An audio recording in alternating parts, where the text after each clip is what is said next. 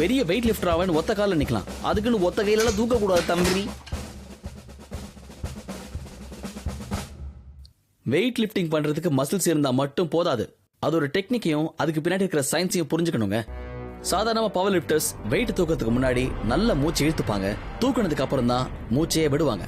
மூச்சுனால இழுத்து பிடிச்சிக்கிட்டு தூக்கும் போது வெயிட் லிஃப்டர்ஸ்க்கு எக்ஸ்ட்ரா பவர் கிடைக்குது. உடம்பு முழுக்க ஏற்படுற பிரஷர்னால வெயிட் தூக்கும் போது ஸ்பைனுக்கு அது ரொம்ப உதவியா இருக்கு. இது பிளட் சர்க்குலேஷன் அதிகப்படுத்துது.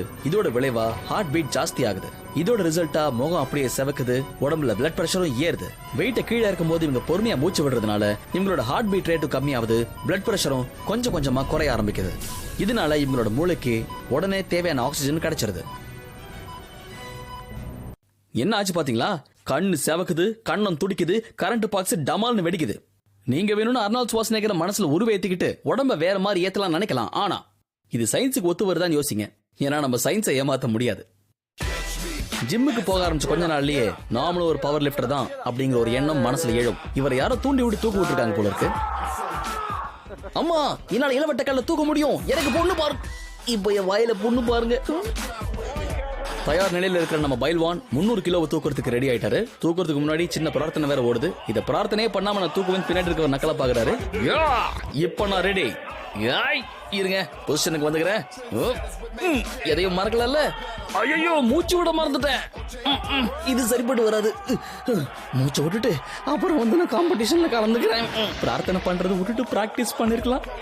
மூச்சை வெளியே விடாம தம் கட்டிட்டே இருந்தா அதுக்கு பல சைடு எஃபெக்ட்ஸ் இருக்கு. அதுல ஒண்ணுதான் இது. நமக்கு பிடிக்காத ரெஃபரி எதிர உட்கார்ந்தா எனக்கு ஒரு பிரச்சனையும் இல்ல.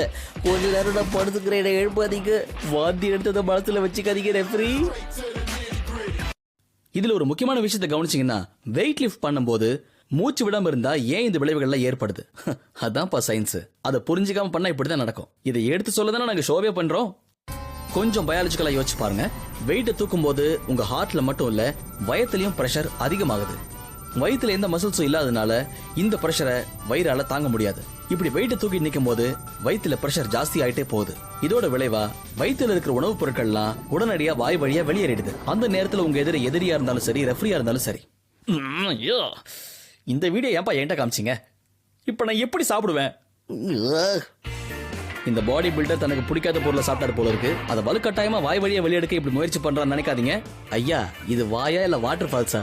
வெயிட் தூக்குறதுக்கு முன்னாடி மூச்சை பிடிச்சி வெயிட் இறக்கும் போது மூச்சு விட்டு இருந்தாருன்னா இவருக்கு இந்த நிலைமையே ஏற்பட்டிருக்காது. செய்முறையை தலைகீழ பண்ணதுனால வீட்டுல சாப்பிட்ட டிஃபன்லாம் வாய் வழியா ஓடி வந்துருச்சு. இதுக்கு நம்ம டாக்டரை கூப்பிடுறதா இல்ல பிளம்பரை கூப்பிடுறதா? கன்ஃபியூஷன்.